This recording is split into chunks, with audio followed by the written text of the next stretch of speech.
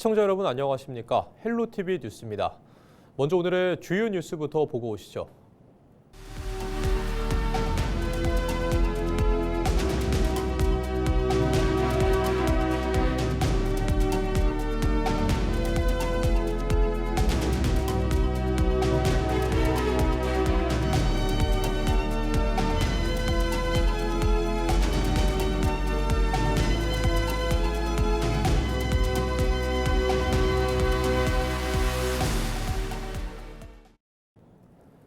(2005년) 개봉해 800만 관객을 기록했던 영화 웰컴 투 동막골.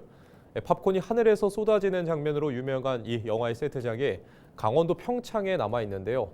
최근 1000만 관객을 돌파한 영화 왕과 사는 남자의 촬영지로 등장하면서 이곳이 다시 주목받고 있습니다. 이다혜 기자가 다녀왔습니다.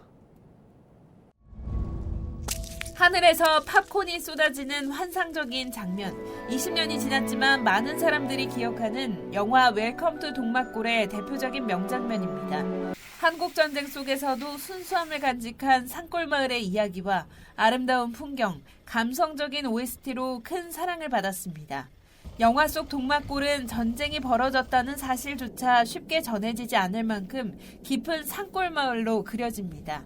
이 영화 촬영을 위해 만들어진 세트장이 지금도 평창군 미탄면에 남아 있습니다. 지난 2005년 당시 강원도 산골을 배경으로 해 큰 화제를 모았던 영화 웰컴 투 동막골의 촬영지가 최근 왕과 사는 남자 세트장으로 쓰여져 다시 한번 주목받고 있습니다. 영화 속에서 이곳은 영월 광천골 촌장 엄흥도가 우연히 들르게 되는 이웃마을 노루골로 그려집니다. 어느 날 긴 수염의 노인네가 우리 마을에 왔어. 실제로 영월 청량포에서 세트장까지는 차로 30분이면 닿을 수 있는 거리입니다. 최근 영화가 흥행하면서 세트장을 찾는 관광객들의 발길이 늘고 있습니다. 그 잔치하는데 이제 유해준 씨가 여기가 그 대감이라 와갖고는 저기 뭐 기양와갖고 그렇게 돼갖고 부자가 됐다 이렇게 하는 거에서부터 나오는 거예요. 반갑죠, 좋죠, 보면. 영화 왕과 사는 남자는 지난해 이맘때쯤인 3월부터 4월까지 이곳에서 촬영이 진행된 것으로 확인됐습니다. 평창군이 기부 체납받아 관리하고 있는 이 세트장은 드라마 폭군의 셰프, OTT 시리즈 킹덤2 등 다양한 영상 콘텐츠 촬영지로도 꾸준히 활용돼 왔습니다. 평창군은 영화 흥행에 맞춰 20년 전 조성된 세트장을 새롭게 정비하고 본격적인 관광객 맞이에 나섰습니다. 특히 인근 청옥산 600마지기 일대에 샤스타데이지가 만개하는 5, 6월쯤 세트장을 찾는 발길은 더욱 늘어날 것으로 기대됩니다. 최근에 우리 동막골 세트장에 대한 관심이 상당히 높아졌습니다. 저희가 본격적인 관광철을 맞이해서 동막골 세트장에 대한 정비와 또 편의시설 정비 등을 좀 추진할 계획이 있습니다. 영화 흥행을 계기로 20년 전 조성된 영화 세트장이 다시 관광명소로 떠오르고 있습니다. 헬로티비 뉴스 이다혜입니다. 우상호 더불어민주당 강원특별자치도지사 예비후보가 11일 동해를 시작으로 삼척과 강릉 등 영동권 현장 정책 투어에 나섰습니다. 우상호 예비후보는 이날 동해시 망상동 강원경제자유구역청 홍보관을 방문해 투자 유치 현황 등을 설명을 듣고 지역경제 활성화 방안을 논의했습니다. 우상호 예비후보는 강원경제자유구역 추진 성과에 대해 아쉬운 부분도 있지만 이제는 동해안에 특화된 미래 산업에 맞춰 우량 기업을 유치하는 데 집중할 때라고 강조했습니다. 경제자유구역을 중심으로 해서 미래 첨단 산업을 유치하고 그것을 통해서 앵커 기업들을 유치하면서 거기에 연관된 여러 가지 관련 기업들이 생태계를 형성하면서 존재해야 강원도만의 특화단지가 될 수 있다고 봅니다. 우상호 예비후보는 특히 풍부한 전력과 용수 등 강원도가 가진 장점을 전략적으로 활용해 동해안 미래 산업을 육성하겠다고 밝혔습니다. 춘천시가 생활물가 안정을 위한 민생경제 위기 대책을 발표했습니다. 육동한 춘천시장은 11일 시청에서 브리핑을 열고 고유가 상황에 대응해 물가 안정, 기업 경영 환경 개선 등 분야에서 민생 대책을 추진한다고 밝혔습니다. 춘천시는 고유가 상황이 지속될 경우 농업용 면세유 구입비와 경로당 난방유에 대한 지원을 확대할 계획입니다. 또 추가 경정 예산안을 편성해 산업단지 입주 기업에 대한 물류비 지원을 늘리겠다고 밝혔습니다. 이어서 육동한 춘천시장의 브리핑 발언 들어보시겠습니다.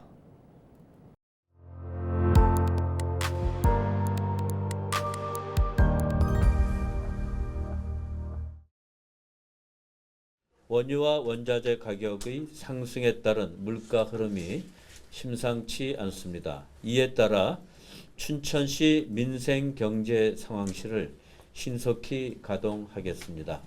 기존의 물가 상황실을 민생경제상황실로 격상시키고 상황실장도 기존의 국장급에서 부시장으로 올려서 관련 부서가 보다 유기적으로 대응하도록 하겠습니다.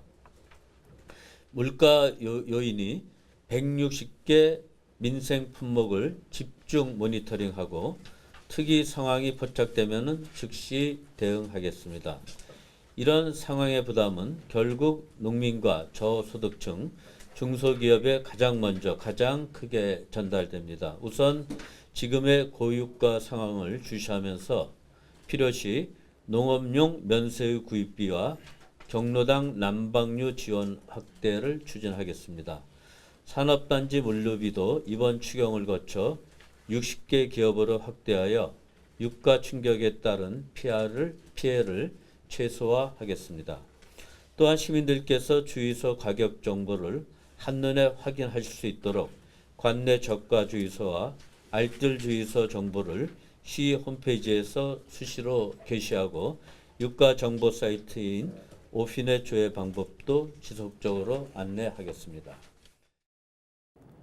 전국 케이블 TV 사업자들이 업계에 어려움을 호소하며 정책 지원을 촉구하고 나섰습니다. 3개월대로 지원책을 마련하지 않는다면 업계 차원의 조치는 불가피하다고 강조했는데요. 박승주 기자가 보도합니다. 한국 케이블 TV 방송협회가 정부 차원의 정책연구반 구성을 제안했습니다. 케이블 TV 업계가 구조적 붕괴에 진입한 기저에는 정책적 공백이 있다며 산업의 지속을 위해서라도 정부 차원의 지원책이 필요하단 겁니다. 이에 정부와 업계가 함께 참여하는 연구반을 구성해 3개월 이내로 정책 방향 로드맵을 마련하자고 요구했습니다. 그러나 지금 SO 산업이 겪고 있는 위기는 개별 사업자의 문제가 아니라 정책 공백이 초래한 구조적 위기라는 점을 분명히 하고 싶습니다. 각 케이블 TV SO 사업자들은 정책연구반의 방향성을 크게 4가지로 잡았습니다.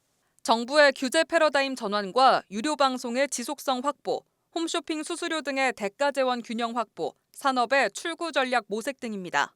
특히 가장 시급하게 바뀌어야 할 정부의 정책 틀에 대해서는 허용된 것만 하게 하는 방송법의 포지티브 규제를 들었습니다.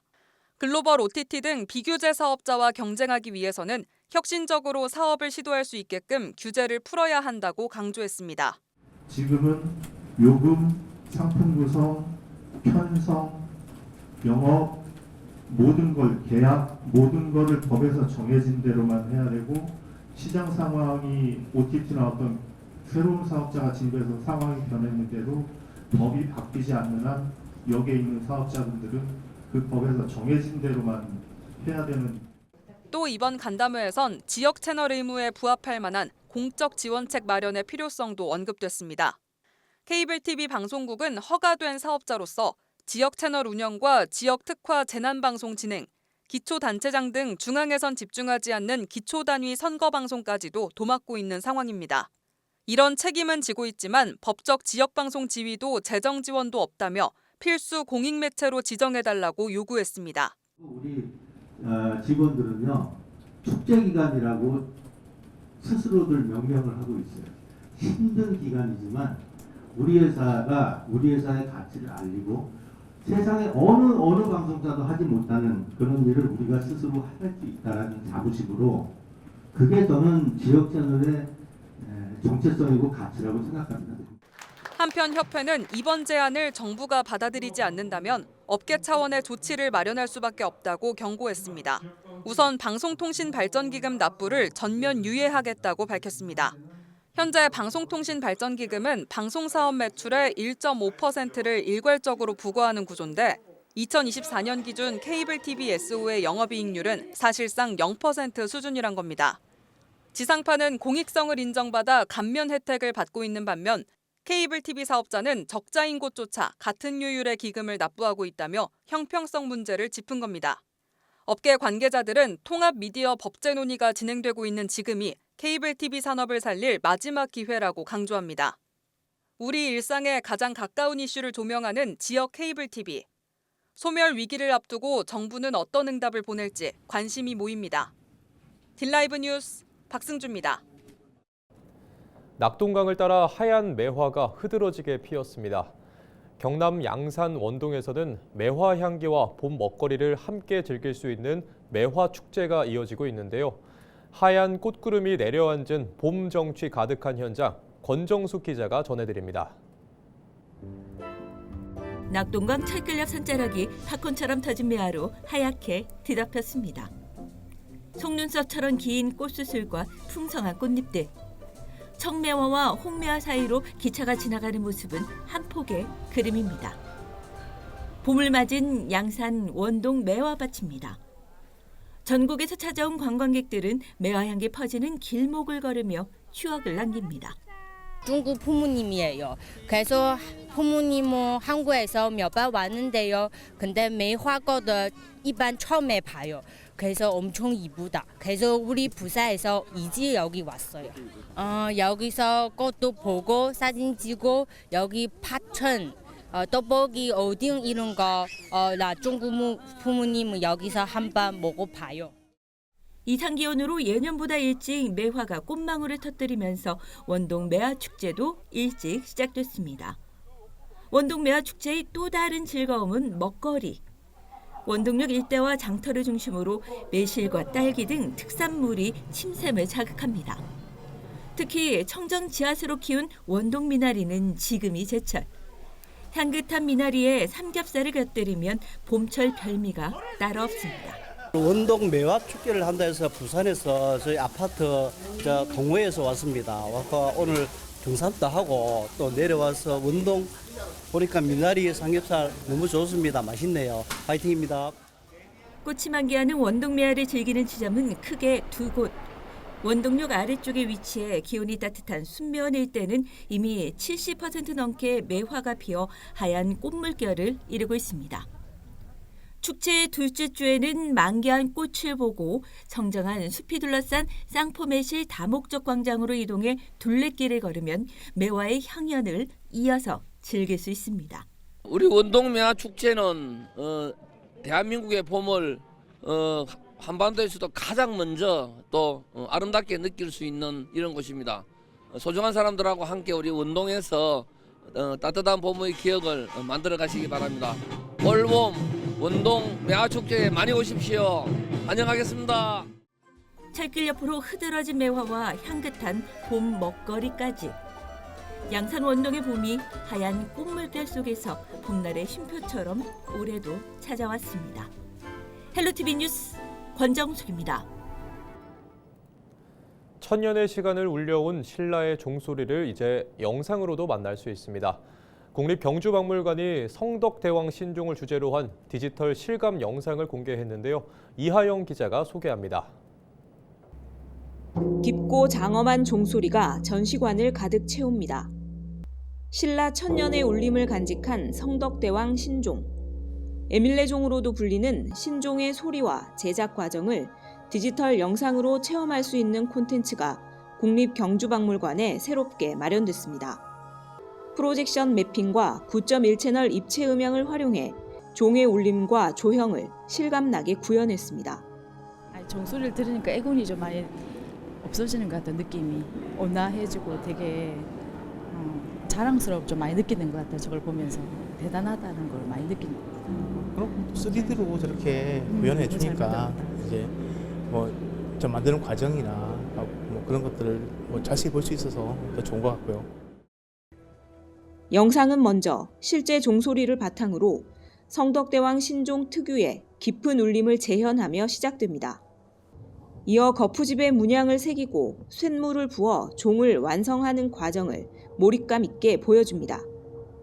특히 높이 3.6m에 이르는 거대한 종의 크기 때문에 실제로는 보기 어려운 종 꼭대기 장식, 용류까지 영상으로 자세히 살펴볼 수 있습니다. 영상의 마지막에는 맥놀이 현상에 집중하며 성덕대왕 신종의 소리를 온전히 감상할 수 있습니다. 육안으로 보기 어려운 종의 용류 부분이나 명문, 또 문양 부분을 좀 자세하게 볼 수 있었으면 좋겠다는 취지로 기획되었습니다.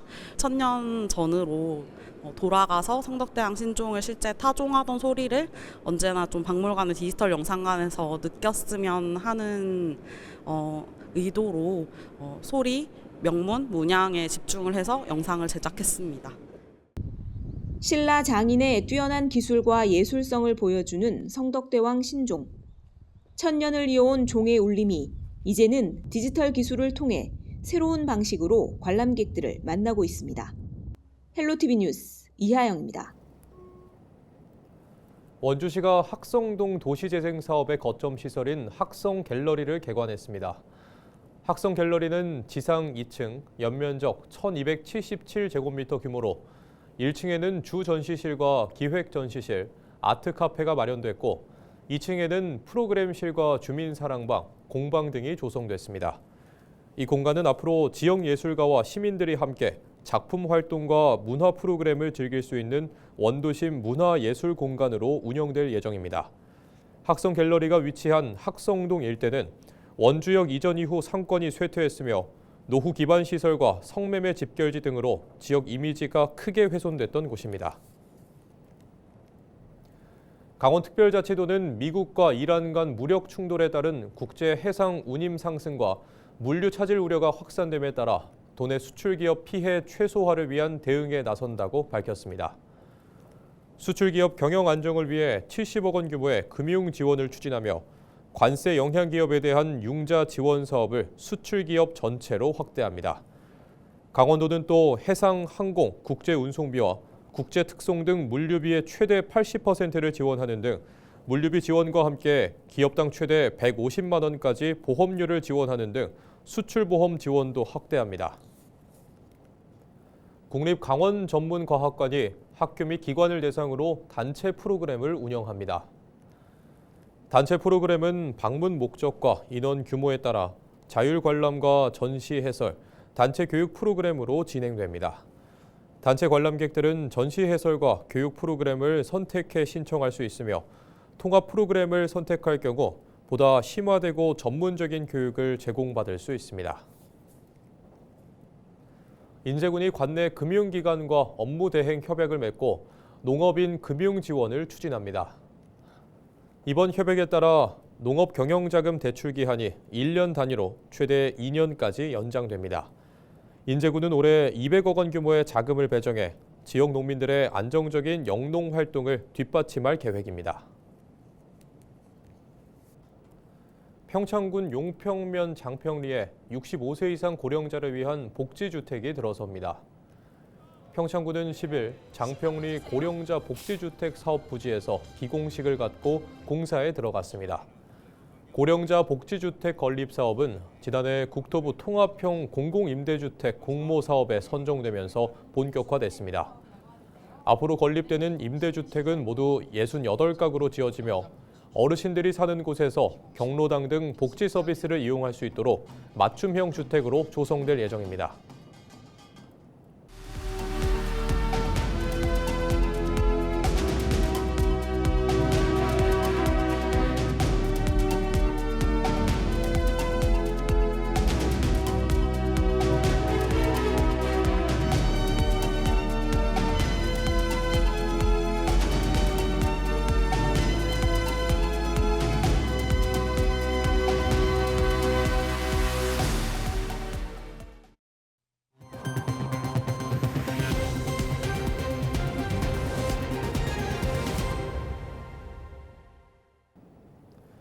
이상으로 뉴스를 마칩니다. 시청해주신 여러분 고맙습니다.